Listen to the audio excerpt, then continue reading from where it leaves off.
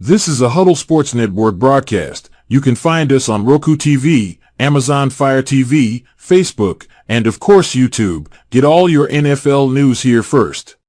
He has time. He's Off got the him. left side. Dobbs is there. Leaping grab. Touchdown. Touchdown.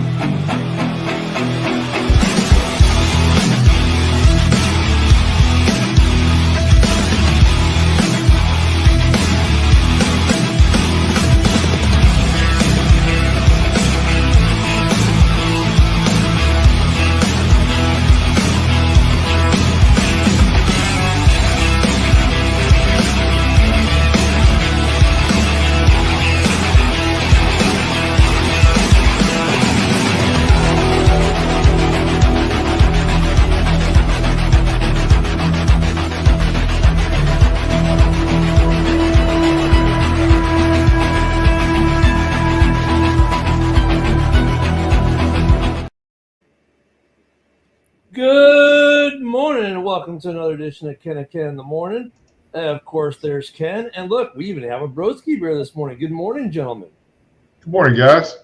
Good morning, everyone.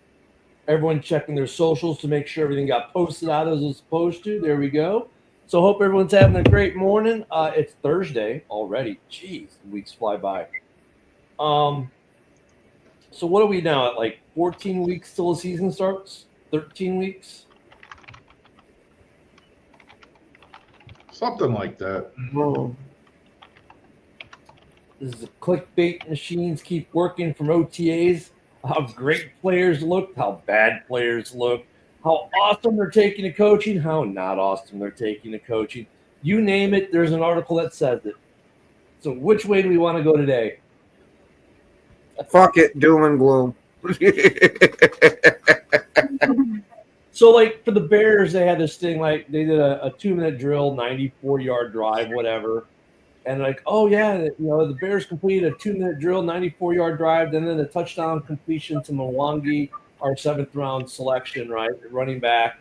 Oh, but Jonathan Owens almost picked up off Caleb twice. Like, okay, I don't think they're going that hard at practice right now. It's like, come on, it's still helmets and shorts. But okay, at least they're learning the playbook, right? Good morning, Nicholas. I look at it this way. At least these dudes are learning the playbook, and of course, it sounds good in OTAs that they completed a 2-minute drill against minor to no pressure at all, and almost got picked off twice trying to squeeze balls maybe where they shouldn't have gone. Yeah, it's glorified flag football out there right now. I was kind of thinking too, like, what else can you get out of OTAs?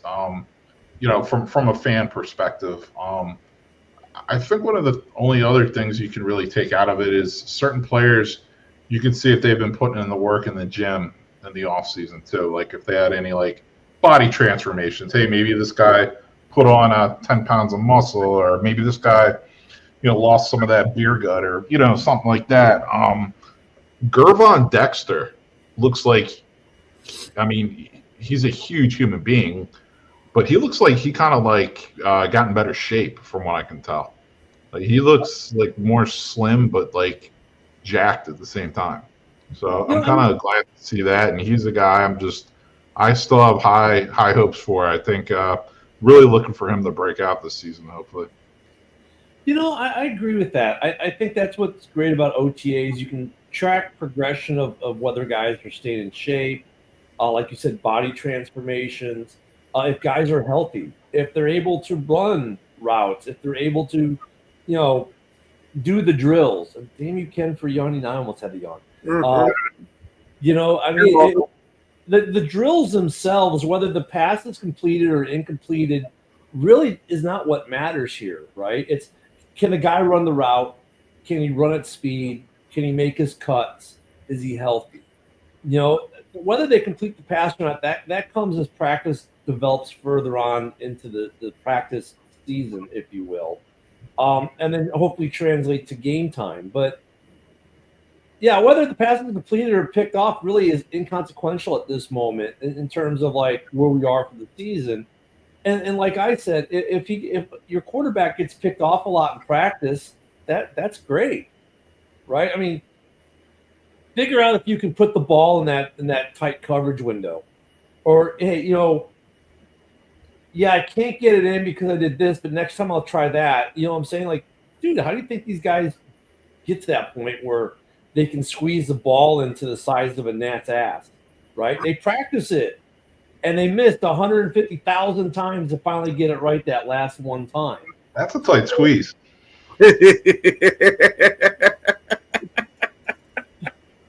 I might throw out 1,000 posts. One of them is going to be okay, damn it. But I mean, yeah, there you go, Eric. I mean, sure, go ahead and give it a try. Yeah, it's time to push the limits in OTAs. Like if you're not doing it, then it's when are you gonna when is your chance to do it? So. OTAs in camp, I mean, to me they're all the same. I mean, camp you ratchet it up a little bit, maybe you start. Your mic just cut out completely. Okay, can you hear me now? Yes, sir. Camp is basically no different than OTA, except that now you might start wearing some pads now and then, and you will practice against other teams. So it ratchets up practice a little bit in the progression. But I mean, yeah, you want to see, look at during like inter team practices or whatever, you're practicing with another team. If my quarterback throws 14 interceptions, cool, because now he's like learning left and right limits against guys that aren't his, right? So there are good things that take from that to learn, and that's what all this stuff is for. Like if Jordan Love goes out and has a joint practice with the Bengals, well, not the Bengals, we played them this year. I was gonna say shit. I could go out and throw touchdowns against the Bengals defense. I mean, let's take the Bengals, who everyone says has a bad defense. Let's say you're doing a joint practice, which you wouldn't be this year because you play them. So let's take a team you're not playing. Let's say you do a joint practice with the Indianapolis Colts. I don't think they're on your schedule this year, right? So you do a joint practice with the Colts, and Jordan Love throws like 24 interceptions at practice.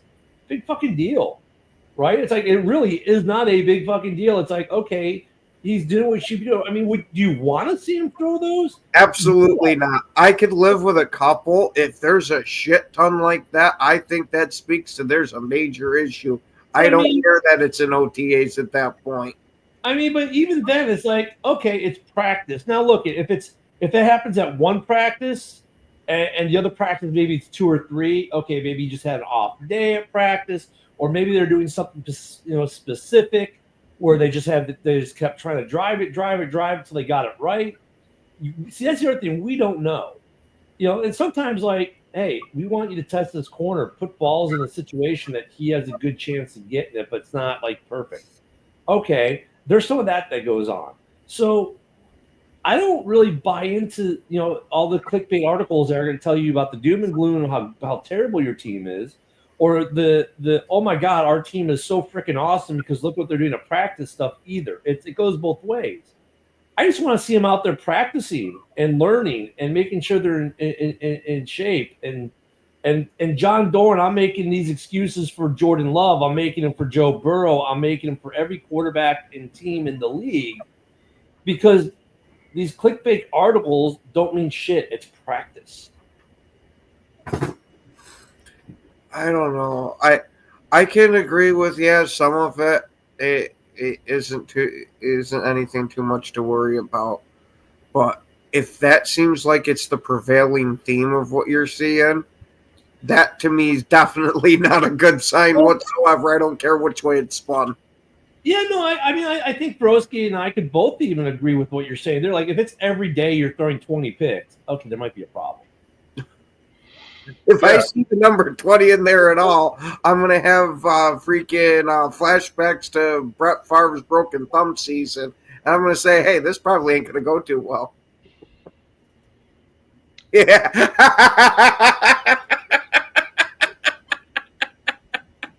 Shout out John Dorn. That's just like a good morning. So good morning to you as well. John. And honestly, Ken, Packer fan Ken, what's been like the prevailing news coming out of Packers OTAs? Are they like how are things going with them? Supposedly, these receivers are looking outstanding. Dontavian Wicks has actually been catching pretty much anything thrown at him this time. The only real drop that I've heard from him was on like a punt or a kick return, but that's outside of his wheelhouse anyway, so I'm not going to hold that against him. But I want to continue to hear that they're catching shit thrown at them. I don't want to hear about any drops. We heard enough about drops last year. So basically, they're all Chase Claypool right now, the best receivers ever in the history of the No. Bear fan Ken, you know a player that's really lost in the shuffle? I haven't heard one mention of him at all. Is wide receiver Tyler Scott, the burner, who just really hasn't amounted to anything yet. Typically, like the last two OTAs, I feel like he's been the talk of the town. Like, oh, you know, he's beating everyone on these deep passes. Oh, he's so fast. He looks so good. I mean, I haven't heard one peep about him yet. No, because they want to focus on the big three, right? They're the big contract and the big draft picks, and Scott's none of that. And he'll be a fan favorite because he'll get a lot of snaps in the 3 preseason games, and he'll be a fan favorite again because he'll make 3rd and 4th string guys look silly, and that's and you'll get into a handful of games. So be a guy that they keep in the hip pocket, but I think that's just where Scott's going to be. He's going to be a special teamer and a guy they're going to keep in the hip pocket and pull out every once in a while. And people kind of like, okay, they got their 3rd stringer in, whatever, and they'll ignore him and they'll burn him and they'll use him to burn people for a big play now and then, and that's fine. Tactically, that's smart. There are a couple guys that are I have not seen anything about Rojo. We've seen some stuff about our 7th round draft pick. I haven't really heard much else about the running backs. The rest of the running back room. So, I mean, that's not uncommon, unheard of. I just don't want to hear, like, I'm sorry, and I'm not trying to bash the Packers or what Ken just said at all, so don't get me wrong when I say this. But, like, what Ken just said is great, but I don't want to hear that because, to me, I just get flashbacks of Chase Claypool. Everything is great. Everything is perfect. These guys are awesome. And then the season came and – see, we have two different mindsets on that because last year we were hearing about all the drops in OTAs and all that, and all that don't mean nothing. That's not going to carry on to the season. It's just because it's OTAs. Well, we saw a shit ton of drops translate to the season. So this is exactly what I want to hear. I mean, from that point, I get that. I just – because yes, you can get bad tendencies in OTAs and camp that can carry over the season. So from that aspect, I agree with you, Ken. But I wouldn't if I'm a Packer fan, I wouldn't go, oh my God, our receivers are fixed, everything's perfect. Like, dude, it's still got to get to the regular season.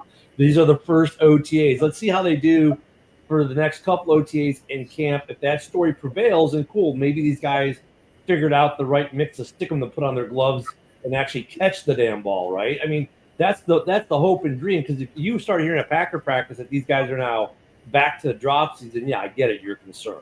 I was going to say, if I go back to hearing that they're dropping all this shit, I'm not going to have a whole lot of excitement for some of the guys on the team, especially the ones that were having the major drop issues last year. That's why I brought up Dontavian Wicks and Romeo Doubs after that scary concussion that he had at the end of last year. This guy's apparently looking like he's damn near at his peak of health again. So we'll see if he can continue on keeping his brains inside his head and not going the Tua route. But I'm still nervous that this concussion thing is going to be a lingering issue. I'm sorry for my little gesture there. My cat that stays in my man wing, this is Maui's world. I just live in it. He just started doing the weirdest meows out of the bathroom. Cats love bathtubs. He jumped in the bathtub. I hear him rustling around there. Also, I hear these weird meows. I almost thought he hurt himself. I was have to get up and help this darn cat. There Right. he goes. He was just saying hi to Ken. That's all. I mean, this little guy, man. Cat, you gotta love animals, man. Yeah. And no, you're right, Ken. You're right. But there are some positive and negatives we can take out of it. But I just think like it gets way overblown in the media what is positive and what is negative, and it's great for like look if you're a trash talker, like look, John Dorn's a trash talker. It's what he does. He's really good at it, right? This is your like meat and potato time of year, right? Because oh my God, there's ammo everywhere. If you're a more straight laced kind of guy, it's doesn't do the trash talk. It's kind of like it's harder to dissect because the articles we get aren't really that. They're more of the extremes one way or the other. When you're just looking like, okay, but how are they really doing? All right, everybody, don't let Ken lie to you. He went full Detroit route, and he's already got the Super Bowl tattoo for the year. No. I wouldn't get a Super Bowl tattoo anyways, even if they won. Yeah. That's just me. It's a different perspective being a Bears fan as well lately. I mean, every offseason, I mean, all these players are so good in OTAs. Everyone's sensational. Hasn't amounted to much during the season. So, that wears on you as well. Yeah, I mean, bottom line, they have to start getting it done, which leads me to another like kind of topic is, I've reading some articles about players' thoughts on Ben Johnson and his coaching style and how they really weren't ready for it, even though they thought they would be and they wanted to be coached more. They still weren't ready for it. I like one thing Ben Johnson said, like he's not trying to change like the culture. He's just trying to win games. Like when you win games, then the culture changes. So it is kind of like that old adage, like winning is kind of like a cure all for a lot of things. So that is the one thing we can get out of OTAs and camp is leadership styles, right? And that's exactly what Broski's talking about is like Ben Johnson's leadership style. It's interesting with new additions to coaching staffs, how those leadership styles come out during OTAs and camp and how players react. Because for the Bears, we're definitely, yeah. I was going to get there, Isaac, but I'll let me go here first. Eric Bieniemy, man. This dude is cussing everybody out. If you're within earshot, man, you are getting hit with heat rounds. He told Mwangi that he runs like an old man. I mean, that's his way, man. I mean, these coaches, they're bringing something different to the table. And look, for the Bears, they asked for we want to be held more accountable. Now, are they ready to actually be held accountable? That's going to be fun to watch. Oh, Eric's running routes. Sweet. So there you go, Ken. Eric will be ready for the call. Good morning.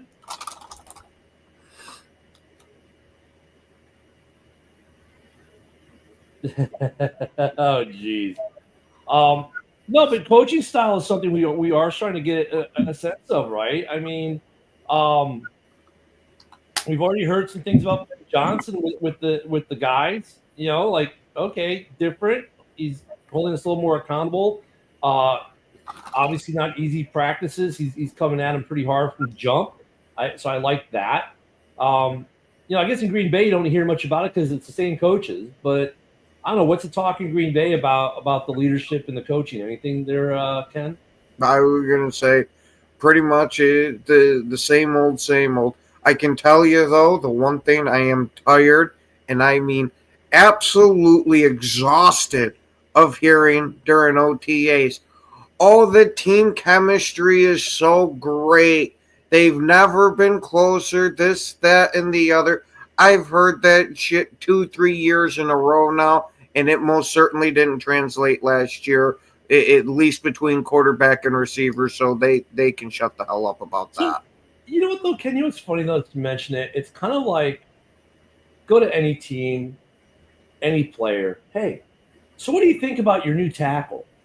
Like, have you ever heard anyone say, yeah, I don't think he's going to work out here? Or, man, he seems okay, but I don't know about his attitude. No, I remember hearing some stuff like that, and the days past of the NFL. Yeah, that's what I'm saying. But I haven't heard anything like that in the past 5-10 years. Everybody, yeah, my buddy here's great. Yeah. Hey, Ken, Ken came in, and from the jump, he's been awesome. He doesn't miss a meeting. He works. I mean, he's the first guy in the gym every day after me, of course. And he's the last to leave. Well, after me, of course, because they always got to throw how they work harder than everyone. It's like, dude, come on, man. Like, it's not, but it's all rose. Oh, yeah, this guy's going to be a great addition. When the back of his mind is thinking, man, they need to get this guy the fuck out of here. I mean, it's hilarious when I listen to the coach, or they ask the coach. So, and even coaches are just as bad. So what do you think about Tyler Scott's play at camp this year? Oh, yeah, he's been really good. We've been really impressed with his, his route running, his ability to catch the ball. Like, dude, you let him play like in 2 plays. Really? You've been that impressed? I mean, come on. Like, I get it. They don't want to tip their hands, but then what happens, right? All the podcasts, all the clickbait writers go out. Here's this big article, this big something that happened. You're like, dude, you believe that? Oh, geez. I mean, it's that time of year. And here's the other thing, too. NFC North, get used to it. The Bears, we are used to it for different reasons. Green Bay is already used to it for their reasons. Detroit's starting to get it. And the Vikings are going to get more of it. As the division gets better, as the teams get better, as the teams are doing more things that make them nationally highlighted franchises, guess what? The clickbait's going to go way up. Why? Because more eyes are on you. More people want to read about you.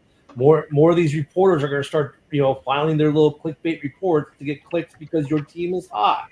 So as long as the NFC is North is hot, or you've got a team like, the Bears, last year, #1 overall pick, Caleb, and all the other stuff, and the way Bears fans were hyping, of course there's going to be a lot of media attention on them. The Packers, same thing, a lot of media attention on them because of what they did in the playoffs 2 years ago and the whole Favre to Rodgers to Love thing. There's going to be a lot of attention on them. Detroit, you're going to get a ton of attention because you've had 2 phenomenal seasons. You just got rated, right? You just had a major retirement. Those clickbait reports will be all over you like white on rice. The only team really that's kind of getting a little bit of a pass, the Vikings. All you're going to hear about is 2 things: J.J. McCarthy and the trial, Jordan Addison. Otherwise, you're really not going to hear much out from them yet. There'll probably be some more later, but I mean, that's how it rolls because that's what things people want to read about. If our division sucked and there was nothing going on and we were the AFC South, guess what? You're not going to see a bunch of clickbait. Like, what are they writing about the Tampa Bay Buccaneers right now in the clickbait section? Yeah, no, I hear you. And for Green Bay, I mean, they really didn't have like any turnover with the coaching staff, right, Ken? I mean, they pretty much retained everyone for the most part. Yeah, the only real difference we got is with the defensive line coach. Other than that, everybody's all the same. Yeah. Yeah. So it seems like the Packers and the Vikings pretty much have the same, pretty much not any turnover with their coaching staffs. Obviously, Chicago and Detroit, that's a different story. Yeah, they are definitely more stable in terms of turnover. The Vikings, though, of course, you've got obviously quarterback turnover, so that's going to garner a little attention. But after that, I mean, the big news was they extended Kwesi again, right? So, I mean, they're stable. The Packers are stable. The Bears, obviously, new regime. And a lot of additions in the personnel package area outside of the draft. The Lions, my God, they are the most turbulent team in the division right now. They got poached for coaching all over the place. They lost. Does any of this kind of make you think of that John Dorn catchphrase of same old Lions? Because doesn't this sound like issues that the old Detroit Lions would have had going on with them a bit? You got a whole bunch of coaching turnover. Now, granted, the old Detroit Lions, it would have been all the coaches. Yeah. Well, if I'm not mistaken, I think Doran predicted the Lions were going from first to last in the division this year. I really didn't consider that as a possibility. Let's just say it's more of a consideration for me now. So what you're saying is Eric can have a giant smile going into the season that he might possibly win his bet? I mean, you know me. I was kind of more, I don't want to say friendly, but kind of predicting maybe a better record or not much of a drop off for the Lions, as a lot of non-Lions fans were. But that Ragnow deal, man, that's huge, because like that just shakes up their entire interior O line. Graham Glasgow, I mean, you got people saying, "Oh, in 2018 he started the whole season at center," and he filled in a few games here and there at center since then. Dude, he's 32. He's really not even that good of a guard anymore. Like, I don't think he's gonna, go back to his prime in 2018 and all of a sudden be some, good center. I don't see it. And then it's what's going to hurt him as well is he's going to have a rookie guard and a first-year guard. I mean, this Mahogany guy, let's not overlook him. He started, one or two games last year? That's it. That's all he's ever done. We don't know if he's going to be a good player. We don't know if their rookie guard is going to be a good player. I said it last night on the round table. This whole division is kind of in that 9-12 window. And I said that about the Lions even pre retirement of Frank Tank there. And honestly, I think they're still kind of somewhat in that window, because you don't want to – I'm not going to just completely say, hey – I mean, I agree with everything you're saying, Broski. I do. But, I look back like Jack Sanborn in Chicago. When we got rid of Roquan, he came in and you couldn't tell there was a difference that Roquan was gone because Sanborn played that well as an undrafted agent rookie. So I'm not going to discount that they're not going to be able to make that line salvageable, or not salvageable is probably too weak of a word, or in the wrong connotation. That O-line is not going to be more than serviceable like it was before, be serviceable like it was. Is it going to be as good? Probably not. But could it be close? Yeah, it can be. It might be rough for a game or two initially when they get their first real hitting happening, right? Because they're not going to see it in the preseason. But I mean, they're still in that window. And like I said last night on that same board, though, like, who's going to win this division? Who's going to finish last in this division? Like, dude, flip a quarter. It's going to come down to a handful of plays throughout the season. Someone gets a tip that goes their way. Someone gets a call, right? A penalty that goes their way, or goes against them, and now they lose a game. Though it's those little things that are going to decide this division, because talent level-wise, coach level-wise, I think all four teams are pretty much there. All four teams have issues, concerns, weak points. I mean, none of these teams are even close to perfect. It's a tough division, and Detroit, while they've got the hardest schedule as far as what we perceive as the hardest schedule as the teams, I don't believe in strength of schedule arguments really, especially in the beginning of this, the beginning of the year. Towards the end of the year, yeah, because you can kind of really tell at that point. They're still a 9-12 win team. They can still win this division. I think where the disconnect becomes is with some fans are like, well, we won 15 last year. We're going to win 13 or 14 this year. Well, okay, these guys don't look at the teams we're playing, what divisions we're playing. Like, we're playing two tougher divisions this year, right, with the AFC North and the NFC East. So that's going to kind of mitigate the overall records possibly. The whole division got better. I mean, are the Bears and the Packers really each going to go 1-5 this year? Probably not. Yeah, they better not. Yeah. So, I mean, let's look at the way the season started last year. Like, the worst record in the division coming out of Week 6 was 4-2. That was the worst record in this division coming out of Week 6 was 4-2. And that was the Bears, 4-2. Okay, and dude, I mean. Yeah, I mean, offensively, the Lions kind of earned the benefit of the doubt with me, to an extent as well. Until this Ragnow retirement, defensively for them, like I said, I'm not trying to just turn this into a Lions combo, but man, their D line is not looking good. Definitely not as good as last year going into the season. Well, they get Hutch I think defensively they could have gotten worse, and they were only the 20th ranked D last year. So I mean, they're getting a lot of guys back from injury. Hutch is back, and they'll yell to you that Hutch is back, and and look, if you try and say, well, how is Hutch back? Is Hutch going to be what Hutch was, or is he going to be a little less of what he was? And of course, every Lions fan will tell, oh no, he's going to be just the same. Well, okay. I'll tell you what, if Hutch does make it back, and if he does become what he was, I think it's going to take a full season. So like, it wouldn't be this season; it would be the next season. I'm just my thoughts on it, but yeah, I don't see, especially at least the first half of the season, that he would be anywhere close to what he once was.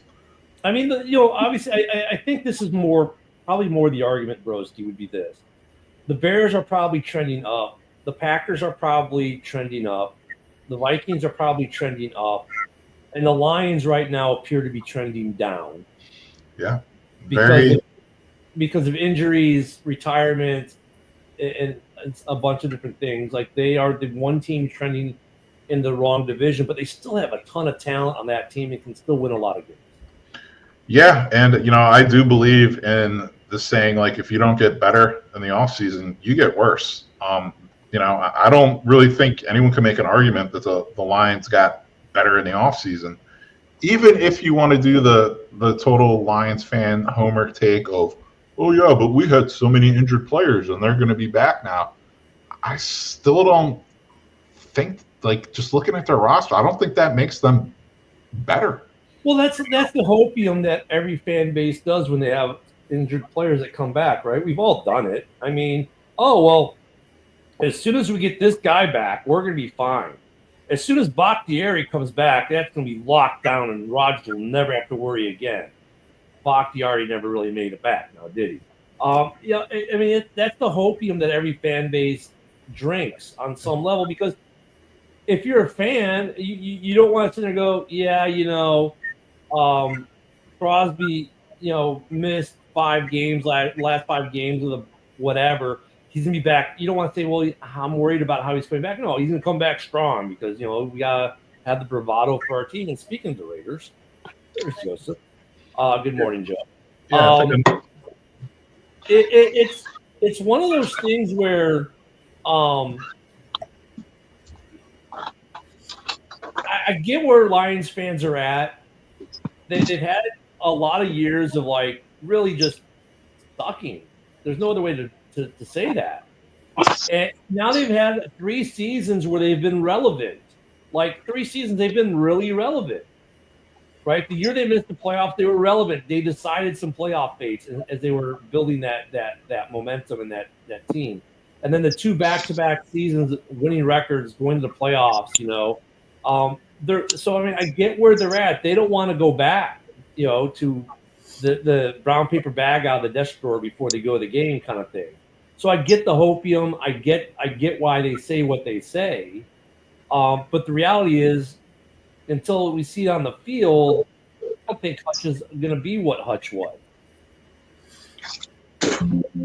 Yeah. Is Hutch ever going to be able to, wear a tutu and do a pirouette again? Like, that's another question. I don't think that's happening for another year, personally. Yeah, it might take him to come back to full. Yeah, full pirouettes are going to take a while. Plie for, this season. My daughter takes ballet. That's how I know the terms. Sure, Joe. That's what it is. Well, all right, you caught me. See, I fucking know it. I'm a damn near 300-pound man that secretly likes to do ballet. Now I would pay money to see that one. You know what? This comment Jay threw up, and Jay, great comment. I mean, I didn't heard that yet. I mean, that's... Yeah, I just seen something vaguely about it this morning, but I didn't look into if it was actually, something he said or just some clickbait crap that was put out. I mean, that's he's gonna earn a lot of money. He'll be in the NFL Network with his brother. They'll do car in the morning or something. You know, I mean, that's just what. Hey! If they do something like that, I'm suing. For naming, yeah, we're gonna go after trademark, man. That's it. It's certainly in character with Derek Carr. Like when he was the quarterback for the Raiders, there was a story going around that when he was driving from his house to the practice facility, like there was somebody broke down on the side of the 80, and he like pulled over and helped them fix their car, or helped them like I don't know if it was change their tires, something, and to get them going again. And like, you know, Derek Carr didn't have to do that. Like, obviously, I mean, nobody really does, but especially him, because he's putting himself at risk of getting, you know, robbed or whatever else. But he didn't think about that in the moment. He went and just helped them out. Yeah, that was like during one of the snowstorms. I think it was 2 years ago. Jordan Love had like dug some lady out or something like that.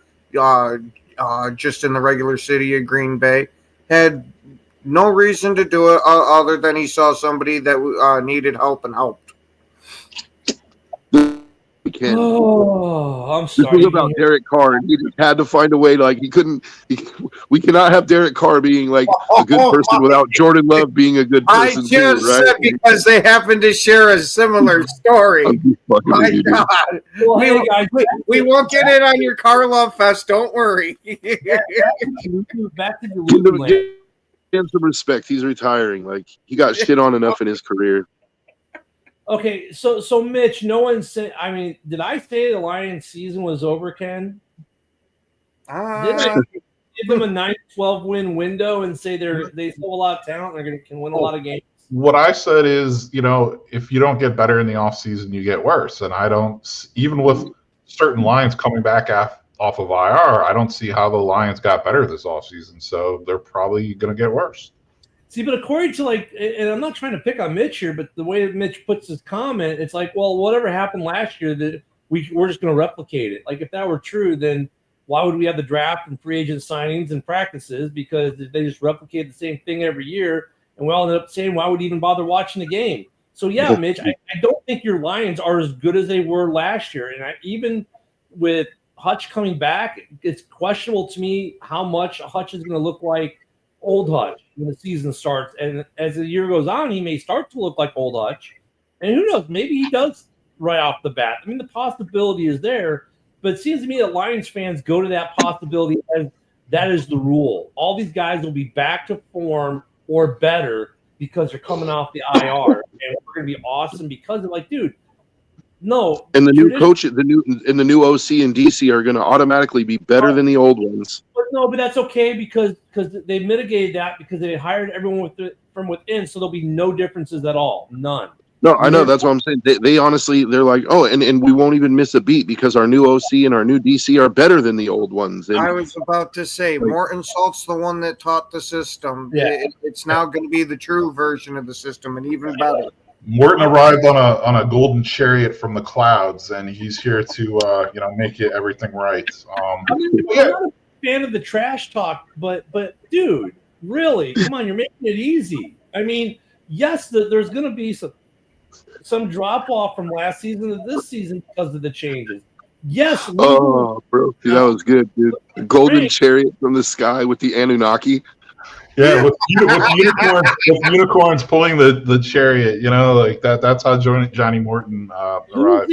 Losing an all-pro starting center like you did is going to have a negative effect on the team. And look, is there a possibility that whoever you slot to be your starting center could pick it up and run with it from day one? Sure. But you can't tell us that's a fact until it actually were to try to happen. None of us have any faith that you have anyone on that roster who's going to pick up be the center and play as good or better than Ragnar. It's going to be a drop-off. And all these little drop-offs mean what? They add up to losing a couple more games maybe than you did the year before. There's a possibility of anything, dude. Yeah. You know what I mean? There's a possibility I could take Britney Spears to Pound Town in a Burger King bathroom, but it's not likely. Nowadays it probably is likely if you got. No, nowadays it's more likely than it was before, but it's still not likely. No. All you need is a teenth and you're in. Is that all you need is a teenager? Mitch, your season isn't over. Your season isn't going to be as good as last year, is what everyone's pretty much saying. And I keep mentioning. Yeah, I was going to say, I keep mentioning their defensive line. So let's just break that down really quick. Last year, you had a healthy Hutch, DJ Reader, a healthy McNeil, and you had Davenport. This year, you don't know if Hutch is even going to be ready to play. And if he is, he's not going to be like he was last year, right? McNeil's not going to be playing until possibly Thanksgiving. So you don't have him. And you still have Davenport, who – I don't think any, miracles have occurred, over the offseason. So I don't think he's miraculously going to, stay healthy and light the world on fire. So how has that D-line gotten better? Or even as good as last year? It hasn't. The process doesn't matter because as John Morton Salt Company rides in on his golden chariot and the seas part through the Red Sea, he's rescuing Dan Campbell and the Lions from Ben Johnson calling his offense anymore. Yes, accompanied by cherubs surrounding it as it lands. The cherubs are DJ Reed and Wheels of Fire.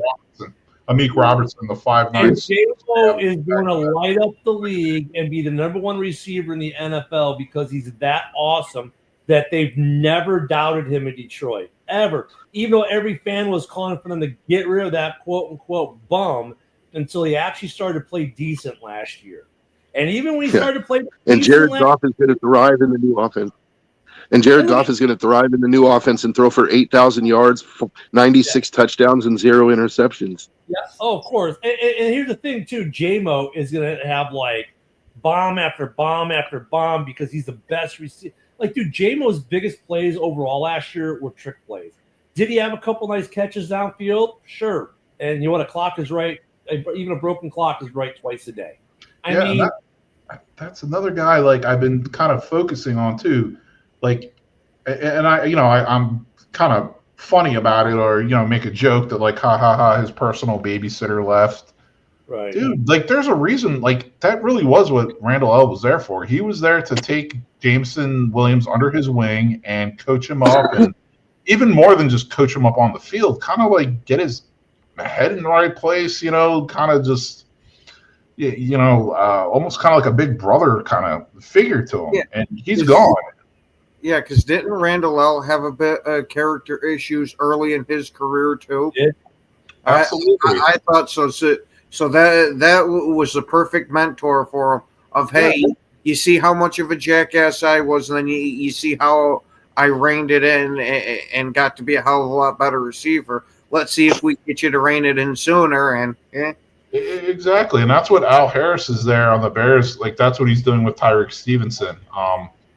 So hopefully that works out. And by the way, Randall L is also a coach on the Bears. 2 really good position coach pickups, for coaches for the Bears.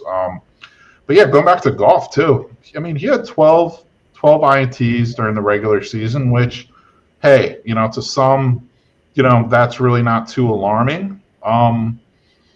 For me, seeing what he did in the playoffs and having 3 just in that one playoff game, so he really had 15 on the season. Honestly, 12 in the regular season, I expect him to throw more than 12 INTs this season. Between the O-line not being as good and between the coaching, not being there like it was last year. I'm just saying, I wouldn't be surprised if he had, 15 INTs just in the regular season this year. Let me put it this way, maybe so Mitch it doesn't take this so offensive. Mitch, we're just trying to mitigate your expectations. Don't expect another 15-win season. Don't even expect a 13-win season, I think, for any team in this division. 9-12 is the window, I think, for all 4 teams in this division. All 4 teams are not without issues that prevent them from getting to 10, 11, 12 wins. But I think they all have a talent level to win a bunch of games. And Detroit's no different. However, I agree with Broski in the term of you didn't get better in the offseason. You really didn't get much better. You got worse. You lost more than you gained. outside of draft picks, you lost more than you gained because everyone picks up on with draft picks. So I mean, every team can say we got better because of the draft. Well, sure, but when you look at the other stuff, you really didn't, and you're going to have a rougher season. So we're just trying to mitigate your expectations, Mitch, so that when you're like at some point in the season, if it starts out rough and you're, 3-2 or 2-3, you're not calling the suicide prevention hotline. I mean, because it's going to be a rougher season for you guys, I think, this year than you had last year. I think it's going to be a rougher season for most of the division. I mean, for the Bears, anything more than 5 wins, obviously it's not a rougher season for us. We're probably the one exception to that rule because we're starting at such a low place to begin with, right? So the only place to go is up. Yeah, the only place to go is up, right? Ask the Detroit Lions. You can go down from where you were at. If the Bears would somehow be worse this year record-wise than last year, I think Bears fans would just houses would burn, TVs would be smashed, suicide prevention hotlines would be ringing off the hook. There's so much. I don't think they're calling the hotline at that point. I just think they're going through it. But I mean, it's just that Detroit, and of course you won the division the last 2 years, so yeah, you're going to take a lot more. Get used to that too. The Bears get it just because we're the Bears. So I mean, like, welcome to the club, dude. First time. I agree with a lot of what Broski said there. And look at, I think what Mitch is doing is the inverse of Broski. Like, Broski's trying to break it down analytically, say, here's where these guys in tradition, how guys would do this, and he's got, background. Mitch is just looking at the hopium. Everything's going to be fine here, nothing to see. These guys are going to come back. They're going to not miss a beat. It's business as usual in Detroit. No problem. We are just going to steamroll everything. And that's not going to happen. And let's think about this too. Alex Anzalone. So when he was gone from their defense last year, I was actually shocked how much worse their defense was without him. Like, there was a noticeable, downgrade. Like when Hutch left or was injured. Dude, there was actually a noticeable, like, their defense really did suffer without Anzalone. I was surprised, but it did. If they lose him, I mean, that's almost like the Ragnow of their defense, because he's kind of like the leader of their defense. Some will say, "Well, Goff's the leader of the offense." Yeah, but guess what? For all the fat kids who play on the line, Ragnow was the leader. So yeah, we'll see how that plays out with him with Anzalone. Brent, you bring up the Eagles, which is interesting that Brent brings up. And I'll throw the comment back up again so you guys can read it again. Brent brings up the Eagles, and but they lost both coordinators and their center and go to a Super Bowl. Now the center was, you know what I mean? Though it's a little bit of a different story. Though I think they're a little bit more of a one-off. They got their coordinators from outside, and the guy they had replacing Kelsey, Kelsey had taken under his wing for a good year or two beforehand and blessed off on him before he retired. A little bit different situation. Like, they groomed Kelsey's replacement for a good year or two before he retired. And they, demonstrably got better coordinators. So they fired their coordinators and they get them poached, and then got new and better coordinators who then got poached. So, I mean, there's a difference between firing your coordinators and going out and getting new ones and getting your guys poached, and then having to go get new coordinators that you did poach and no one else was trying to poach from you. Yeah, Cam Jurgens was a beast at Nebraska, so you got a Big Ten, O lineman who was, essentially under the wings of Kelsey for 2 seasons, and then season 3 he's the starter. Like, that's how you bring it in. It's not okay, free agency's passed, the draft's passed. Okay, your stud center who's top 2 in the league retires, and now you have to try to pull some 32-year-old guy who's obviously declining in his career, wasn't even that great of a guard last season. Now he has to switch over to center. That's a whole different ballgame there. The only thing with that argument, Broski, that came to mind when you said it, where I was like, the age thing, I think you might be right in Glasgow's case. I don't know how much he is declining, but I think the decline factor for age, I think that's changed from what we're all used to. You look at the highly sought free agents now on the line, they're 31, 32 years old. They're not 26. They're not 25. They're anywhere from, I'd say, 28 to 32 is that sweet spot where those are the guys that are being highly sought after by teams in free agency. So being 32 does not necessarily mean you're declined. I think the decline is happening more at 34, 35 now when you're talking about O-line, D-line guys. Especially. Yeah, the life expectancy is definitely increasing, but just to add to that, Cam Jurgens stepped into a already like solidified line. Like he didn't have I don't believe he had a rookie guard next to him and a first year starter next to him either. So, it was a more stable situation in my opinion. But regardless, yeah, the Eagles pulled it off.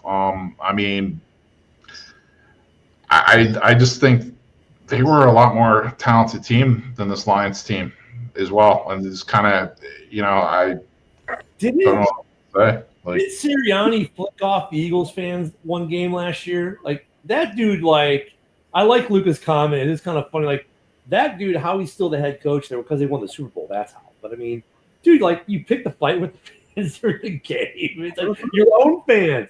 It's not like Ditka throwing gum at a 49ers fan. No, you flicked off your own fans, and it's like, oh my God, you're still the coach. The Eagles are a different breed. I was gonna say, come on, it's an Italian head coach in Philadelphia.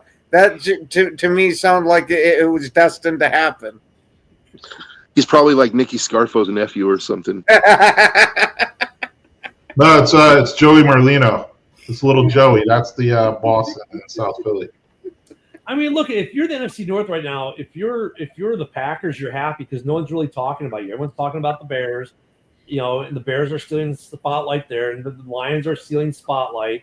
JJ's stealing spotlight, and the Packers are very quietly just doing their thing, and not many people are paying attention, which is probably a good thing for Packers, man. Because then when they come out of nowhere and have a good season, people are like, well, why weren't we talking about them? Well, because you're too busy focusing. I was going to say, because they rarely talk about the Packers unless we're having one of the runs there where we're going 13-3 and in the NFC Championship back to back to back. Other than that, you get very little media coverage outside.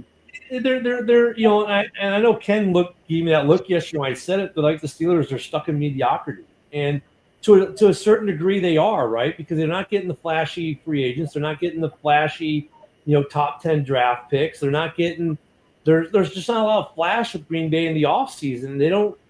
Last year they had a little bit of flash. We had something to talk about with McKinney signing the Josh Jacobs.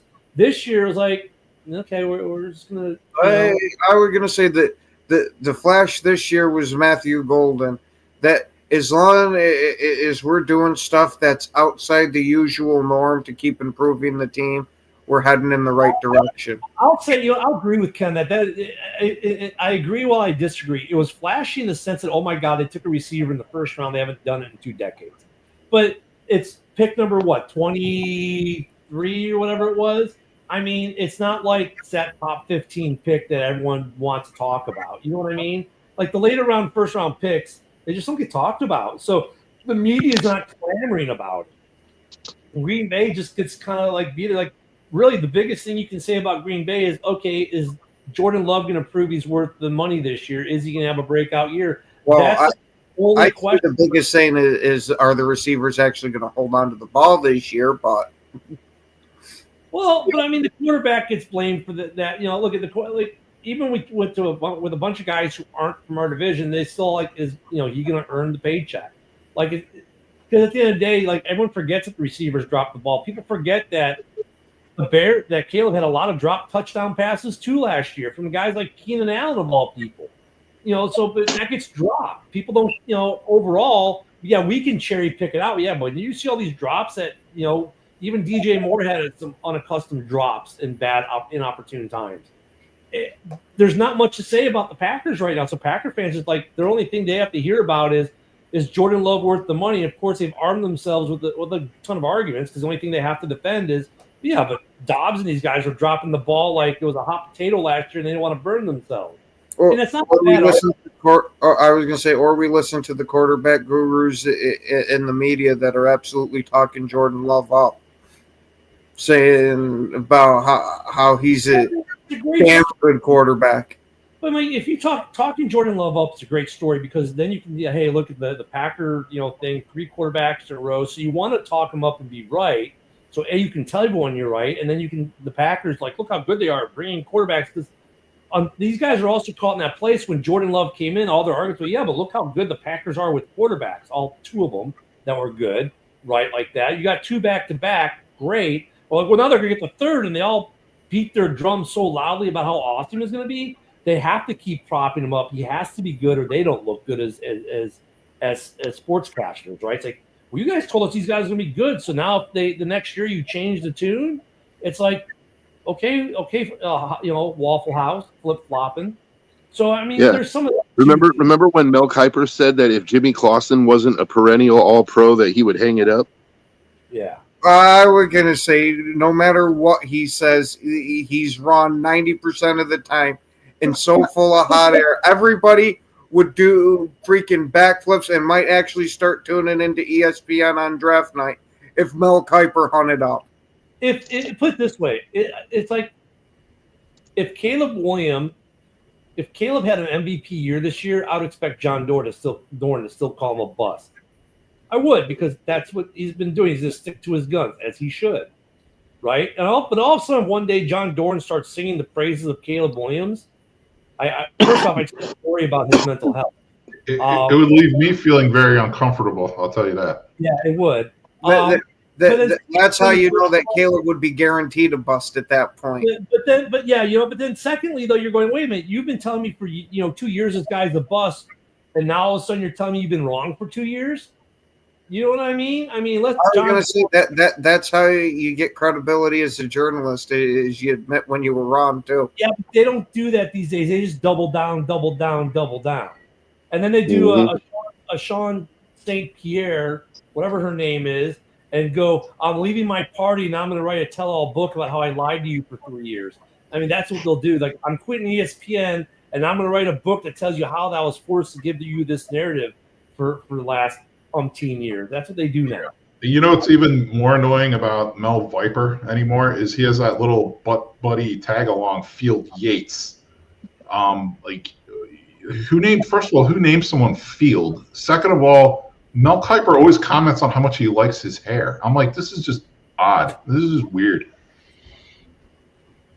So let's think about this, because we're almost out of time today, and yesterday, Wednesday, was the big day. There are definitely ways to donate to the show, JC. So if you go to @KenTheBearFan, you can click on the Buy Me a Cup of Coffee link. If you want, you can go on the Facebooks and leave stars. Ken, we got some more, don't we? Yeah, I was going to say Backer News. I think I got the stars set up. And then let me see. There's a link for the merch store for the Huddle Sports Network, too. There we go. And yeah, like you can go to my @KenTheBearFan, buy me a cup of coffee, subscribe to the show that way. Or you could do it through Packer Backer page, send stars. Or you can go to the merch store and buy some merch. Because everyone's got to have their merch. We got cool merch. Our merch is cooler than your merch, huh? But yep, that's what we're doing right now. There might be some more stuff coming in the future, but thank you for bringing that up, JC. That's a very important piece, because this stuff, it costs us a bit of money, and none of us are making any. But yesterday was our busy day on Wednesday. Today is a little bit slower for Thursday. Tomorrow, of course, we'll be back in the morning. Then we got the Packer Backer boys tomorrow night. Saturday we've got the open mic night. Sunday we got a bunch of stuff. We got Red Zone Rant. We got House Hall. We got a bunch of stuff that goes on Sunday as well. Yeah, time is money, and so are websites to actually do this. Paying for X accounts, paying for StreamYard, paying for equipment that we need, like mixer boards and microphones, all that fun shit. Yeah, it's not a cheap hobby. But we enjoy it, and we're happy that you guys enjoy us doing this. So trust me, hit that like and subscribe. If you're on X, hit that little like button on wherever you're watching this feed from on X. It goes a long way with the algo. Even if you don't have a blue check, it fills us up with a warm fuzzy. All those little things help, like bookmarking it on X, liking it on X, leaving a comment under the actual post if you're not going to comment live on the show. All these little things help. Leaving a comment on Facebook, commenting like JC is doing from one of the YouTubes makes a great difference for all of us.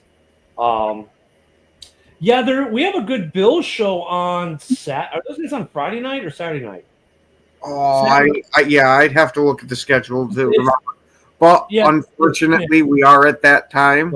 Yeah, we got 10 seconds left, and I want Ken to yell at me for being 2 seconds late like it was yesterday. Everyone, enjoy your Thursday. Enjoy that cold beer. We'll see you tomorrow. Bye-bye, everyone. Have a great day.